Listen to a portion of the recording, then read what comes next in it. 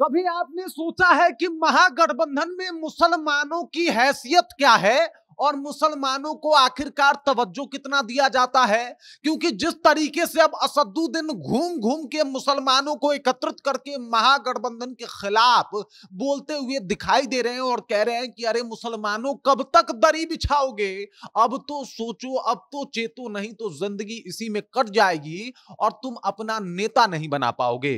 कब तक तेजस्वी यादव से डर के भाजपा को और भाजपा से डर के तेजस्वी यादव को वोट करते आओगे? उन्होंने साफ तौर पे तेजस्वी यादव को रगड़ दिया और कह दिया कि इस बार यही मुसलमान जो कभी आपके पार्टी में दरी बिछाया करते थे वो आपके पैरों तले जमी खींच देंगे। अब पूरी कहानी आपको बताएंगे और आखिरकार जो जो बात कह रहे हैं असदुद्दीन ओवैसी अगर सच निकला तो तेजस्वी यादव का स्थिति क्या होगा और आखिरकार इस चुनाव का परिणाम क्या होगा, सब कुछ आपको बता दूंगा। लेकिन उससे पहले मेरा परिचय जान लीजिए। मेरा नाम है रजत और आप जनता जंक्शन देख रहे हैं।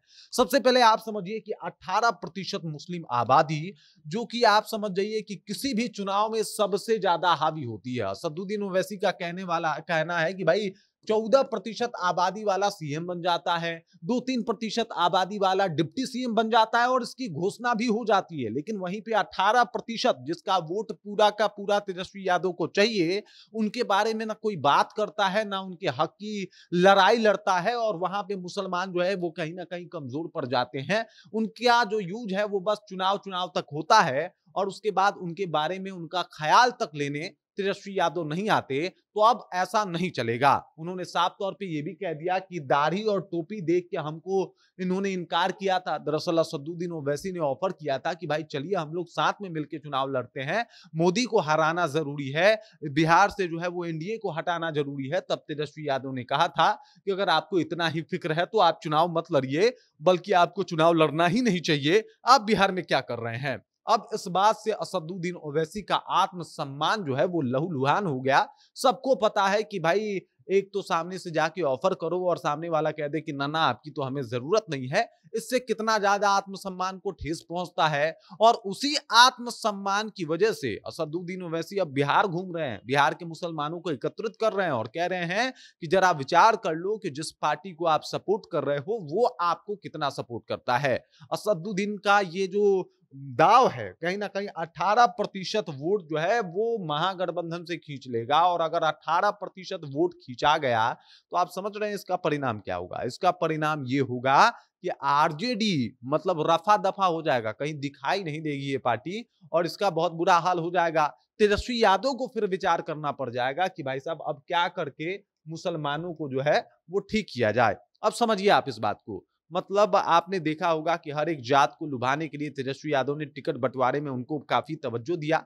मुसलमानों को उनके जनसंख्या के हिसाब से तवज्जो नहीं मिला। और ये ऐसा क्यों हुआ? क्योंकि तेजस्वी यादव को भी भली भांति पता है कि मुसलमानों के पास कोई ऑप्शन ही नहीं है। मुसलमान भाजपा से डरे हुए हैं, एनडीए में जाना नहीं चाहते और ऐसे में वो भाजपा को हराने के लिए हमको वोट दे देंगे तो इनके लिए ज्यादा कुछ जो है वो करने की आवश्यकता नहीं है, आराम से इनका वोट लेना है और चुनाव जीत जाना है। लेकिन उनको नहीं पता था कि जिस नेता को वो स्वीकार नहीं कर रहे, जिस नेता को वो एक्सेप्ट नहीं कर रहे हैं, वो नेता अब उनके नाक में दम कर देगा। मैं बात कर रहा हूं असदुद्दीन ओवैसी की।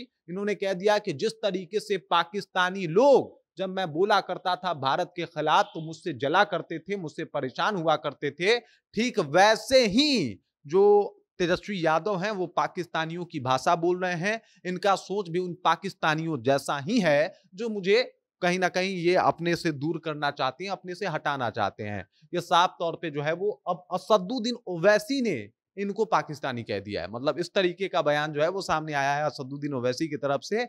और ये असदुद्दीन ओवैसी का जो दाव है वो कहीं ना कहीं बिहार विधानसभा चुनाव 2025 में तेजस्वी यादव के ऊपर भारी पड़ सकता है। तेजस्वी यादव को फिर सोचना पड़ेगा कि आखिरकार इस बात से कैसे बाहर निकला जाए, क्योंकि जिस तरीके से ये 18% वोट, वो भी चुनाव से ठीक पहले अगर ऐसा हो तो भाई आपके पास डैमेज कंट्रोल करने का भी टाइम नहीं होता है। कैसे कीजिएगा डैमेज कंट्रोल? क्योंकि अगर चुनाव से एक दिन पहले वोट भटक गया आपका तो फिर तो आपकी समस्या बढ़ सकती है और ऐसे में तेजस्वी यादव को विचार करना पड़ेगा कि भाई साहब क्या किया जाए। लेकिन एक कहावत यह भी कही जाती है कि अब पछताए होत क्या जब चिड़िया चुग गई खेत। असदुद्दीन ओवैसी की एंट्री ने कम से कम सीमांचल के मुसलमानों को तो एक तरफा कर ही दिया है। मतलब सीमांचल में असदुद्दीन ओवैसी का वही पुराना वाला लहर है, लोग उनको अभी भी अपना नेता मानते हैं। मुसलमान इनफैक्ट पूरे हिंदुस्तान का असदुद्दीन ओवैसी को अपना नेता मानता है। जहां पे मुसलमानों की हक हुकूक की बात हो तो खुल के सामने आते हैं। मुसलमानों को अगर देशभक्त साबित करना हो, जब लोग कोई सवाल उठा देते हैं तो भाई वो वहां पे भी खुल के सामने आके एकदम बल्लेबाजी करते हैं कि तुम कौन होते हो डिसाइड करने वाले कि मुसलमान देशभक्त हैं कि नहीं है। ये तमाम तरीके की बातें जो है वो हमेशा से असदुद्दीन ओवैसी करते आए हैं और मुसलमानों को उनके ऊपर फक्र भी है, नाज भी है, भरोसा भी है। और ऐसे में तेजस्वी यादव के ऊपर जिस तरीके से वो बरस रहे हैं, पाकिस्तानी बता रहे हैं और तमाम तरीके की बातें कर रहे हैं, उसे आप कैसे देखते हैं? कमेंट करके अपना विचार हम तक पहुंचा दीजिए। 18% वाला ये वोट फैक्टर जो मुसलमानों का है, वो इस बार अगर दरका तो तेजस्वी यादव कहां जाएंगे, इसके बारे में जरा विचार कीजिए और उसके बारे में भी कमेंट करके अपना विचार हम तक पहुंचा सकते हैं। बाकी आप देख रहे हैं जनता जंक्शन और मेरा नाम रजत है।